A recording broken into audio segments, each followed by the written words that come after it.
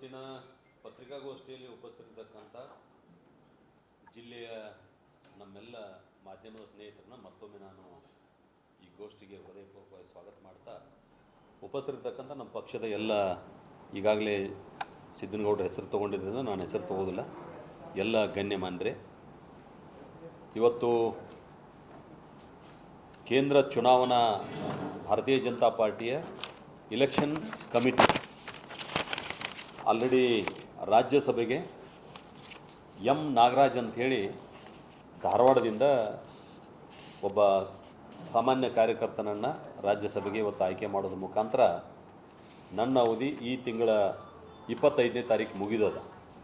ಆ 25ರ ನಂತರ ಎಂ ನಾಗರಾಜ್ ಅವರು ಈ ಸ್ಥಾನಕ್ಕೆ ಬರ್ತಾರೆ, ಅವರು ರಾಜ್ಯಸಭೆಯ ಅಭ್ಯರ್ಥಿ ಇವತ್ತು ಆದರು ಅನ್ನುವಂಥದ್ದನ್ನು ತಮ್ಮ ಗಮನಕ್ಕೆ ನಾನು ತರ್ತಾ, ನಾನು ಪಕ್ಷದ ವರಿಷ್ಠರು ಏನು ತೀರ್ಮಾನ ತೊಗೊಂಡಿದ್ದಾರೆ, ಯಾವ ರಾಜ್ಯಸಭೆ ಚುನಾವಣೆಗೆ ಅಭ್ಯರ್ಥಿಯನ್ನು ಆಯ್ಕೆ ಮಾಡಿದ್ದಾರೆ, ನಾನು ಕೂಡ ಅದನ್ನು ಸ್ವಾಗತ ಮಾಡ್ತೀನಿ. ಕಾರಣ ಅಂತಂದರೆ ಉತ್ತರ ಕರ್ನಾಟಕದ ಭಾಗಕ್ಕೆ ಅವರು ಅವಕಾಶವನ್ನು ಕೊಟ್ಟರು ಮತ್ತು ಹಾಲುಮತ ಸಮಾಜದ ಅಭ್ಯರ್ಥಿಯನ್ನು ಘೋಷಣೆ ಮಾಡಿದರು. ಅದರ ಜೊತೆಗೆ ಪಕ್ಷದ ಒಬ್ಬ ಸಾಮಾನ್ಯ ಕಾರ್ಯಕರ್ತನಾಗಿ ಹಲವು ದಶಕಗಳಿಂದ ಅವರು ಕೆಲಸ ಮಾಡಿದರು, ಅವರಿಗೆ ಅವಕಾಶ ಕೊಟ್ಟಿದ್ದರಿಂದ ಕೇಂದ್ರದ ವರಿಷ್ಠರ ನಿರ್ಧಾರವನ್ನು ನಾನು ಸ್ವಾಗತ ಮಾಡ್ತೇನೆ ಮತ್ತು ಅವರಿಗೆ ಸಹಕಾರವನ್ನು ಕೂಡ ಕೊಡ್ತೇನೆ ಅನ್ನುವಂಥದ್ದನ್ನು ಈ ಮೂಲಕ ತಮ್ಮ ಮೂಲಕ ಹೇಳಲಿಕ್ಕೆ ಬಯಸ್ತೇನೆ. ಅದರ ಜೊತೆಗೆ ವಿಧಾನ ಪರಿಷತ್ತಿಗೂ ಕೂಡ 2 ಸ್ಥಾನಗಳ ಆಯ್ಕೆಯಾಗಿದ್ದಾವೆ. ಒಂದು ನಮ್ಮ ಜೊತೆ ಕೆಲಸ ಮಾಡಿದಂಥ ಅತ್ಯಂತ ಹಳೆಯ ಕಾರ್ಯಕರ್ತರಾಗಿರ್ತಕ್ಕಂಥ ಲಿಂಗರಾಜ್ ಪಾಟೀಲ್ ಅವರು ಕೂಡ ಚೇರ್ಮನ್ರಾಗಿದ್ದರು, Hubballi Dharwad urban development chairman ಆಗಿದ್ದರು. ಅವ್ರನ್ನ ವಿಧಾನ ಪರಿಷತ್ತಿಗೆ, ಅವರು ಲಿಂಗಾಯತ್ ಸಮಾಜದಿಂದ. ಇನ್ನೊಬ್ಬರು ಹಿಂದುಳಿದ ವರ್ಗದಿಂದ ಅತ್ಯಂತ ಸಣ್ಣ ಸಮಾಜವಾಗಿರ್ತಕ್ಕಂಥ ಮಡಿವಾಳ ಸಮಾಜದ ರಘು ಕೌಟಿಲ್ಯ ಅಂತಕ್ಕಂಥ ವ್ಯಕ್ತಿಯನ್ನು ಮೈಸೂರು ಭಾಗದಿಂದ ಈಗ ಸದ್ಯ ಅವರು ಒ ಬಿ ಸಿ ಮೋರ್ಚಾದ ರಾಜ್ಯ ಅಧ್ಯಕ್ಷರಾಗಿ ಕೆಲಸವನ್ನು ಮಾಡ್ತಾಯಿದ್ದಾರೆ. 2 ವಿಧಾನ ಪರಿಷತ್ತಿಗೆ ಮತ್ತು 1 ರಾಜ್ಯಸಭೆಗೆ ಏನು ಆಯ್ಕೆ ಮಾಡಿದ್ದಾರೆ, ಆ ಎಲ್ಲವೂ ಕೂಡ ಪಕ್ಷದ ಕಾರ್ಯಕರ್ತರಿಗೆ ಕೊಟ್ಟಿದ್ದರಿಂದ ಕರ್ನಾಟಕ ರಾಜ್ಯದ ಕಾರ್ಯಕರ್ತರ ಪರವಾಗಿ ನಾನು ಅದನ್ನು ಮುಕ್ತ ಕಂಠದಿಂದ ಹೊಗಳ್ತೇನೆ ಮತ್ತು ಅದನ್ನು ಸ್ವಾಗತ ಕೂಡ ಮಾಡ್ತೇನೆ ಅನ್ನುವಂಥದ್ದನ್ನು ಈ ಮೂಲಕ ನಾನು ಹೇಳಲಿಕ್ಕೆ ಬಯಸ್ತೇನೆ. ಅದರ ಜೊತೆಗೆ ನಾನು ಇವತ್ತು ವಿಶೇಷವಾಗಿ ತಮ್ಮನ್ನೆಲ್ಲ ಇಲ್ಲಿ ಆಹ್ವಾನಿಸಿದ್ದು ಏನಂತಂದರೆ, ನಾನು ಕೂಡ ಒಬ್ಬ ಸಾಮಾನ್ಯ ಕಾರ್ಯಕರ್ತನಾಗಿದ್ದೆ. ನನಗೆ ನಿರೀಕ್ಷೆ ಕೂಡ ಇರಲಿಲ್ಲ. ಪಕ್ಷದ ಹೈಕಮಾಂಡ್, ಪ್ರಧಾನಮಂತ್ರಿಗಳಿರ್ಬೋದು ಮತ್ತು ಕೇಂದ್ರ ಗೃಹ ಸಚಿವರಾದಂಥ ಅಮಿತ್ ಶಾ ಅವರು ಇರ್ಬೋದು, ಅವತ್ತಿನ ರಾಷ್ಟ್ರೀಯ ಅಧ್ಯಕ್ಷರಾಗಿರ್ತಕ್ಕಂಥ ಶ್ರೀಯುತ JP ನಡ್ಡಾರವರು ಇರ್ಬೋದು, ರಾಷ್ಟ್ರೀಯ ಸಂಘಟನಾ ಪ್ರಧಾನ ಕಾರ್ಯದರ್ಶಿಗಳಾದಂಥ ಸನ್ಮಾನ್ಯ ಸಂತೋಷಿ, ಕರ್ನಾಟಕದವರು ನಮ್ಮವರೇ, ಸಂತೋಷಿ ಇರ್ಬೋದು, ನಮ್ಮ ರಾಜ್ಯದಿಂದ ಕೇಂದ್ರದಲ್ಲಿ ಸಚಿವರಾಗಿರ್ತಕ್ಕಂಥ ಸನ್ಮಾನ್ಯ ಪ್ರಹ್ಲಾದ್ ಜೋಶಿಯವರಾಗಿರ್ಬೋದು, ಅವತ್ತಿನ ರಾಜ್ಯ ಅಧ್ಯಕ್ಷರಾಗಿರ್ತಕ್ಕಂಥ ಸನ್ಮಾನ್ಯ ಯಡಿಯೂರಪ್ಪನವರು ಇರ್ಬೋದು, ಈ ರೀತಿ ಬಹುತೇಕ ಎಲ್ಲ ಮುಖಂಡರು ನನಗೂ ಕೂಡ ಕಳೆದ 6 ವರ್ಷಗಳಿಂದ ಒಬ್ಬ ರಾಜ್ಯಸಭಾ ಸದಸ್ಯನಾಗಿ ಕೆಲಸ ಮಾಡುವಂಥ ಒಂದು ಸಂದರ್ಭವನ್ನು ಒದಗಿಸಿಕೊಟ್ಟರು. ನಾನು ಅತ್ಯಂತ ಪ್ರಾಮಾಣಿಕವಾಗಿ ಈ ಕಾರ್ಯವನ್ನು ಮುಂದೆ ತೊಗೊಂಡು ಹೋಗಿದ್ದೀನಿ ಅನ್ನುವಂಥದ್ದು ಅತ್ಯಂತ ಆತ್ಮವಿಶ್ವಾಸದಿಂದ ಹೇಳಲಿಕ್ಕೆ ನಾನು ಬಯಸ್ತೇನೆ. ಕಳೆದ 6 ವರ್ಷಗಳ ಅವಧಿಯಲ್ಲಿ, ಪ್ರಾರಂಭದ ಅವಧಿಯಲ್ಲಿ 2 ವರ್ಷ ಕರೋನಾ ಇತ್ತು. ಹೀಗಾಗಿ 2 ವರ್ಷ ಕರೋನಾ ಸಂದರ್ಭದಲ್ಲಿ ನಮಗೆ ಯಾವುದೇ ಕೇಂದ್ರ ಸರ್ಕಾರದ ಅನುದಾನ ಬರಲಿಲ್ಲ.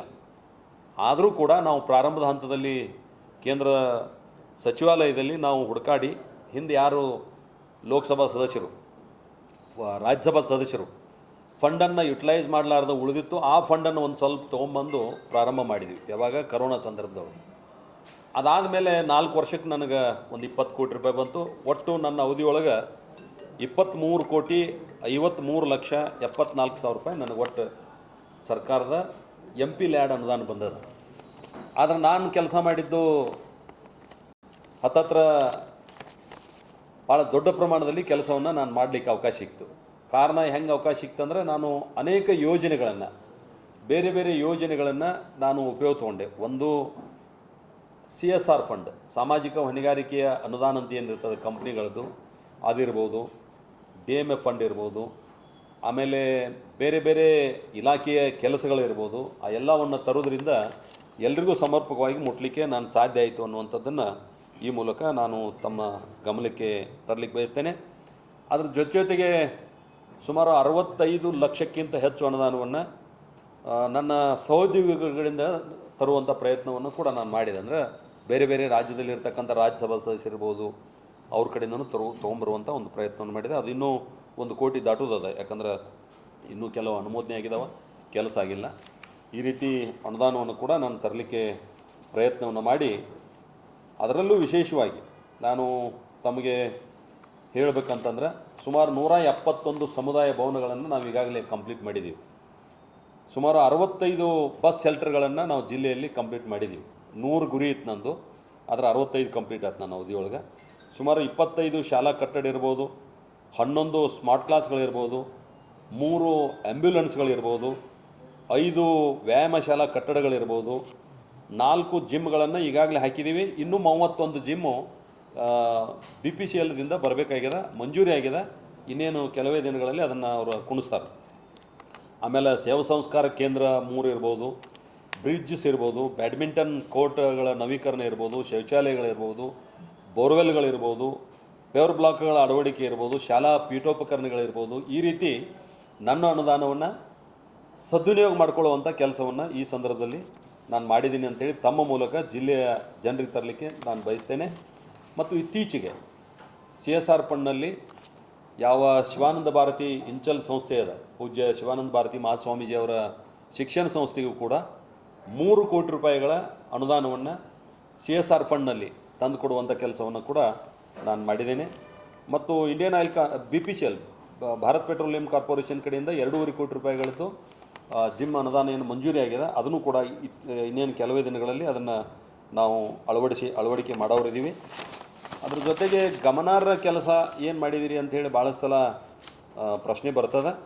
ಹೀಗಾಗಿ ಬಂದಂಥ ಸಂದರ್ಭದಲ್ಲಿ ನಾನು ತಮ್ಮ ಗಮನಕ್ಕೆ ತರೋದೇನಂತಂದ್ರೆ, ಒಂದು ಇಲ್ಲಿ ನಮ್ಮ ಬೆಳಗಾವಿ ಕೈಗಾರಿಕಾ ವ್ಯಾಪ್ತಿ ಬೆಳಿಬೇಕಂತೇಳಿ MSME ಟೆಕ್ ಪಾರ್ಕ್ ನಮಗೆ ಮಂಜೂರಾಗಿ 10 ಎಕರೆ ಜಮೀನನ್ನು ಅದಕ್ಕೆ ಮಂಜೂರಿ ಮಾಡಿ ಅದು ನೆನಗುದಿ ಬಿದ್ದಿರುವಂಥದ್ದನ್ನು ಸರಿದಾರಿಗೆ ತರ್ತಕ್ಕಂಥ ಕೆಲಸ. ಅಂದರೆ ಅದಕ್ಕೆ ಏಕಾತನ ಮಾಡಿಕೊಡ್ತಾ ಇರಲಿಲ್ಲ. ಹೀಗಾಗಿ ಅದನ್ನು ಸರಿದಾರಿಗೆ ತಂದು ಅದು ಈಗ ತನ್ನ ಕಾರ್ಯವನ್ನು ಮಾಡಲಿಕ್ಕೆ ಪ್ರಾರಂಭ ಆಗ್ತದೆ. ಅದು ಸುಮಾರು 250 ಕೋಟಿ ರೂಪಾಯಿ ವೆಚ್ಚದ. ಒಂದು 100 ಹಾಸಿಗೆಗಳ 152 ಕೋಟಿ ರೂಪಾಯಿಗಳು ಖರ್ಚು ಮಾಡಿ ESI ಆಸ್ಪತ್ರೆ 2-3 ಸಲ ಬೇರೆ ಬೇರೆ ಕಾರಣದಿಂದ ಪೆಂಡಿಂಗ್ ಉಳಿದಿತ್ತು. ಅದು ಕೂಡ ಟೆಂಡರ್ ಪ್ರಕ್ರಿಯೆ ಪ್ರಾರಂಭ ಆಗಿದೆ. ಆಮೇಲೆ ಗೋಕಾಕ್ನಲ್ಲಿ ಮಾಜಿ ಸೈನಿಕರಿಗಾಗಿ ಯೂನಿಟ್ ರನ್ ಕ್ಯಾಂಟೀನ್ ಅಂಥೇಳಿ ಸೈನಿಕರಿಗಾಗಿ ಕ್ಯಾಂಟೀನ್ ಮಾಡುವಂಥದ್ದು ಕೂಡ ನಾವು ಮಂಜೂರಿ ಮಾಡಿಸಿರುವಂಥದ್ದು.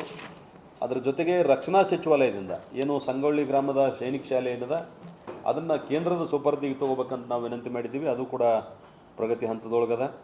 ಆಮೇಲೆ ಸಾರ್ವಜನಿಕ ಆಸ್ಪತ್ರೆ ಗೋಕಾಕ್ 100 ಕೋವಿಡ್ ವಾರ್ಡ್ ಇದರ ಸಲುವಾಗಿ ಅವಾಗೇನು ಪ್ರಯತ್ನ ಮಾಡಿದ್ದೀವಿ ಅದು ಕೂಡ ಇದಾಗಿದೆ. ಆಮೇಲೆ 500 LPM ಸಾಮರ್ಥ್ಯದ ಆಕ್ಸಿಜನ್ ಯೂನಿಟ್ ಕೂಡ ಅಲ್ಲಿ ಆ ಸಂದರ್ಭದಲ್ಲಿ ನಾವು ಮಂಜೂರಿ ಮಾಡಿಸಿದ್ವಿ. ಮತ್ತು RT-PCR ಕೇವಲ ಬೆಳಗಾವಿಗೆ ಒಂದೇ ಇತ್ತು, ಅದನ್ನು ಗೋಕಾಕ್ ಕೂಡ RT-PCR ಕೇಂದ್ರವನ್ನು ಅವತ್ತಿನ ಸಂದರ್ಭದಲ್ಲಿ ನಾವು ಮಂಜೂರು ಮಾಡಿಸಿರುವಂಥದ್ದು. ಮತ್ತು ಮೂಡಲಗಿ ಸಮುದಾಯ ಆರೋಗ್ಯ ಕೇಂದ್ರ 30 ಬೆಡ್ನಿಂದ ಅದನ್ನು 100 ಬೆಡ್ ಮೇಲ್ದರ್ಜೆಗೇರಿಸಿರುವಂಥದ್ದು ಇರ್ಬೋದು.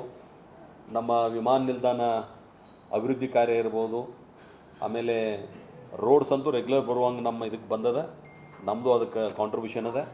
ಅದ್ರ ಜೊತೆಗೆ ವಂದೇ ಭಾರತ್ ರೈಲು ಪ್ರಾರಂಭ ಮಾಡಿರುವಂಥದ್ದು ಇರ್ಬೋದು, ಯಾವುದು ಪುಣೆಗೆ. ಈ ರೀತಿ ಗುರುತಿಸುವಂಥ ಅನೇಕ ಕೆಲಸಗಳನ್ನು ಕೂಡ ಈ ಸಂದರ್ಭದಲ್ಲಿ ನಾವು ಮಾಡಿದ್ದೀವಿ.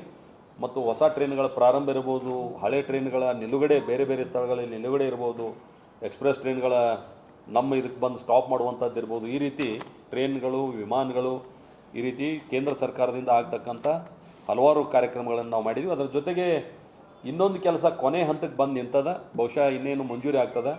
ಬೆಳಗಾವಿ ವಿಮಾನ ನಿಲ್ದಾಣಕ್ಕೆ ಈ ಭಾಗದ ನಮ್ಮೆಲ್ಲರ ಸ್ಫೂರ್ತಿಯಾಗಿರ್ತಕ್ಕಂಥ ವೀರರಾಣಿ ಕಿತ್ತೂರು ಚೆನ್ನಮ್ಮ ಅವರ ಹೆಸರಿಡಬೇಕಂಥೇಳಿ ನಾವು ಪ್ರಯತ್ನ ಮಾಡಿದ್ದೀವಿ. ಅದು ಮಂತ್ರಾಲಯದಿಂದ ಶಿಫಾರಸಾಗಿ ಕೇಂದ್ರ ಕ್ಯಾಬಿನೆಟಿಗೆ ಹೋಗುವಂಥ ಒಂದು ಇದರೊಳಗದ. ಕ್ಯಾಬಿನೆಟ್ ಮಂಜೂರಿ ಆದ ನಂತರ ಬಹುಶಃ ನಮ್ಮ ಬೆಳಗಾವಿ ವಿಮಾನ ನಿಲ್ದಾಣಕ್ಕೆ ವೀರರಾಣಿ ಕಿತ್ತೂರು ಚೆನ್ನಮ್ಮನ ಹೆಸರು ಇಡ್ತಾರೆ ಅನ್ನುವಂಥದ್ದು ಕೂಡ ಕೊನೆ ಹಂತದಲ್ಲಿದೆ. ಕೇವಲ ಹೆಸರಿಡುವುದು ಅಷ್ಟೇ ಅಲ್ಲ, ಯಾವ ರೀತಿ ಬೆಂಗಳೂರು ಏರ್ಪೋರ್ಟಿಗೆ ನಾಡಪ್ರಭು ಕೆಂಪೇಗೌಡರ ಒಂದು ಸ್ಟ್ಯಾಚ್ಯೂ ನಿಲ್ಲಿಸಿದಿರಿ, ಅದೇ ರೀತಿ ಇಲ್ಲಿಯೂ ಕೂಡ ಒಂದು ಕಿತ್ತೂರು ಚೆನ್ನಮ್ಮನ ಮೂರ್ತಿಯ ಪ್ರತಿಷ್ಠಾಪನೆ ಆಗಬೇಕಂತೇಳಿ ನಾವು ವಿನಂತಿ ಮಾಡಿದ್ದೀವಿ. ಅದಕ್ಕೂ ಕೂಡ ಸಕಾರಾತ್ಮಕ ಪ್ರತಿಕ್ರಿಯೆ ಬಂದಿದೆ ಮತ್ತು ಅದು ಕೂಡ ಕಾರ್ಯ ಪ್ರಗತಿಯಲ್ಲಿದೆ. ಇನ್ನೇನು ಕೆಲವೇ ದಿನಗಳಲ್ಲಿ ಅದು ಕೂಡ ಆಗುವಂಥ ಎಲ್ಲ ಲಕ್ಷಣ ಇದ್ದೇವೆ ಅನ್ನುವಂಥದ್ದು ಕೂಡ ಈ ಸಂದರ್ಭದಲ್ಲಿ ನಾನು ಹೇಳ್ತಾ, ವಿಮಾನಯಾನದಲ್ಲಿ ಕೂಡ ಅನೇಕ ಫ್ಲೈಟ್ಗಳೇನು ಬಂದಾಗಿದ್ದು ಅದನ್ನು ಚಾಲೂ ಮಾಡಿಸಿದ್ವಿ, ಮತ್ತು ಈಗ ಕೆಲವು ಬಂದಾಗಿದ್ದಾವೆ, ಅದು ನಿರಂತರ ಹೋರಾಟ ಇರ್ತದೆ, ಅದನ್ನು ಕೂಡ ಮಾಡುವಂಥದ್ದಾಗಿದೆ. ಈ ರೀತಿ ಅದಲ್ಲದೆ ಮುಖ್ಯಮಂತ್ರಿಗಳ ಪರಿಹಾರ ನಿಧಿ ಇರ್ಬೋದು, ಪ್ರಧಾನಮಂತ್ರಿಗಳ ಪರಿಹಾರ ನಿಧಿ ಇರ್ಬೋದು, ಅಲ್ಲಿಯೂ ಕೂಡ ಸಾಕಷ್ಟು ಜನರಿಗೆ ಅನುಕೂಲ ಮಾಡಿಕೊಡುವಂಥ ಕೆಲಸವನ್ನು ನಾನು ಮಾಡಿದ್ದೀನಿ. ಅದರ ಮಾಹಿತಿಯನ್ನು 2 ಪೇಜ್ ಮಾಹಿತಿ ಅದ, ನಮ್ಮ ಕಾರ್ಯಕರ್ತರು ತಮಗೆ ನಂತರ ಕೊಡ್ತಾರೆ, ಅದನ್ನು ದಯವಿಟ್ಟು ತಾವು ತಗೋಬೇಕು. ಮತ್ತು ಇಲ್ಲಿ ತನಕ ನಾನು ಮಾಡಿದಂಥ ಎಲ್ಲ ಕೆಲಸಗಳನ್ನು ನಾನು ಭೇಟಿ ಆಗಲಿ ಬಿಡಲಿ, ನಮ್ಮದೊಂದು ಪ್ರೆಸ್ ನೋಟ್ ತೊಗೊಂಡು ಎಲ್ಲರೂ ಅದನ್ನು ಪತ್ರಿಕೆಗಳಿಗೆ ತಿಳಿಸೋದ್ರ ಮುಖಾಂತರ ನನ್ನ ಜಿಲ್ಲೆಯ ಜನರಿಗೆ ನಾನು ಮಾಡಿದ ಕೆಲಸವನ್ನು ಪರಿಚಯ ಮಾಡಿಕೊಟ್ಟಿದ್ದಕ್ಕಾಗಿ ತಮಗೂ ಕೂಡ ಅತ್ಯಂತ ಹೃತ್ಪೂರ್ವಕವಾದ ಧನ್ಯವಾದಗಳನ್ನು ತಿಳಿಸ್ತೇನೆ. ಮುಂದೂ ಕೂಡ ನಿಮ್ಮೆಲ್ಲರ ಸಹಕಾರ ಇದೇ ರೀತಿ ಇರಲಿ ಅನ್ನುವಂಥದ್ದನ್ನು ನಾನು ಬಯಸಿ, ನಮ್ಮ ಕಾರ್ಯಕರ್ತರು ನಾನು ರಾಜ್ಯಸಭಾ ಸದಸ್ಯ ಆದ ನಂತರ ಬಹುತೇಕ ಎಷ್ಟು ಸಹಕಾರ ಕೊಟ್ಟರಲ್ಲ, ಅವರ ಸಹೋದರಿಗೆ ಸಹಕಾರ ಕೊಟ್ಟಂಗೆ ಎಲ್ಲರೂ ಸಹಕಾರ ಕೊಟ್ಟರು. ಹೀಗಾಗಿ ಪಕ್ಷದ ಕಾರ್ಯಕರ್ತರಿಂದ ಹಿಡಿದು ಪ್ರಧಾನಮಂತ್ರಿಯವರೆಗೂ ನನಗೆ ಸಹಕಾರ ಕೊಟ್ಟಿರ್ತಕ್ಕಂಥ ಎಲ್ರಿಗೂ, ಮಾಧ್ಯಮದ ಸ್ನೇಹಿತರಿಗೂ ನನ್ನ ಹೃತ್ಪೂರ್ವಕವಾದ ಧನ್ಯವಾದಗಳನ್ನು ಈ ಸಂದರ್ಭದಲ್ಲಿ ನಾನು ತಿಳಿಸಲಿಕ್ಕೆ ಬಯಸ್ತೇನೆ. ತಾವೇನಾದರೂ ಅದಕ್ಕೆ ಕೇಳೋದಿದ್ದರೆ ಕೇಳ್ಬೋದು ಅಂತೇಳಿ.